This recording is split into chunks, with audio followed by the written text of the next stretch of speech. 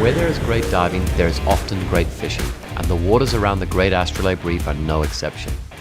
To break up our diving, we organized a boat to go fishing to see what fish species we could get our lines into.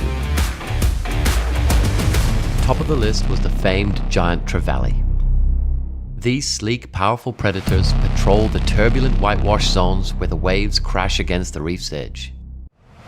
In these chaotic waters, giant Trevally hunt with precision and ferocity, either alone or in coordinated packs. They surge through schools of baitfish, singling out those that are too slow to react or that panic and dart, often fatally, in the wrong direction. To find these fish, we navigated to the outer edge of the reef during high tide, allowing us to safely cross the rocky reef below by boat. This shortcut saved us the need to search for breaks in the reef to access the outer waters. Once beyond the breakers, we began scouting along the reef for promising spots to try our luck. About it, because especially if you go for GT fishing, there's not one spot that is always active. There's many spots. Many spots. Right. There's many spots that the Fiji GT is like. Yeah. So what you need to do is just try on every different spots all the time. Sometimes they are here, next day they are somewhere like further down. Our guide Simeli and George explained that giant Trevally schools move constantly along the reef. So success required stopping and casting into the whitewash at various points to locate the fish and provoke a bite. Chaos ensued early on with our first attempts leading to violent hookups. Unfortunately, as is very common when fishing close to reefs, the fish busted our line on the sharp rocky coral growth structures below. That was all of about 2 minutes.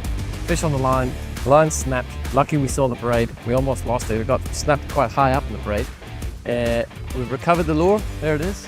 We've still got the giant Trevally crack as we know it.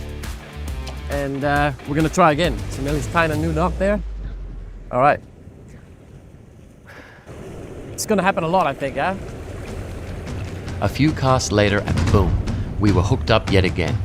We had to work fast to bring the fish away from the reef into the deeper water where the risk of having our line cut on the reef structure was less of a concern. With the rod bent over double due to the immense force of the aquatic muscle lip hooked to the end of our line, it took a team effort to position the boat and the fish such that we could successfully win ground and eventually land the fish.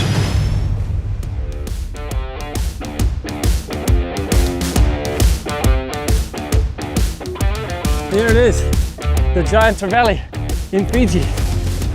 Okay, should we let him go? That was probably one of the hardest bites I've ever had. Harder than a marlin, pretty much. Not as long. Yeah, harder than a tuna. You're never gonna forget or say your butt. Yeah, you give him a little tap on the head there.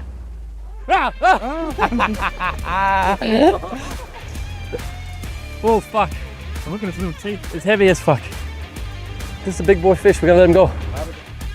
Whilst locals do eat these large fish, GTs these days are not so much food sources as they are sports fish, prized by anglers around the world. Even here in the islands, locals recognize the allure of these fish to international visitors and therefore generally leave the fish alone so as to ensure there is always a better than average chance that visitors can successfully end up with a fish on the line when they come to visit. Good job. Cheers. Thanks, George. Well done, mate. All you, baby. Having achieved our target with the GT, we decided to spend the remainder of the day fishing for some of the smaller reef fish species that are in fact particularly delicious and don't enjoy the same pardons as the GT. We made our way back to the calmer, shallower waters on the inside of the reef, where we carefully navigated the boat around coral bommies protruding from the seafloor, whilst casting into the distance to entice fish out from their overhangs and hideouts. It took a few casts splashing small topwater poppers across the surface of the water, but before long we had hooked into a series of reef fish including a peacock groper, a coral trout and a bluefin Trevally, all of which are prized eating fish in the islands. As the daylight began to fade, we made our way back to base to prepare the day's catch and put a close to what was yet another amazing day of adventure in the paradise that is the Great Astrolabe Reef.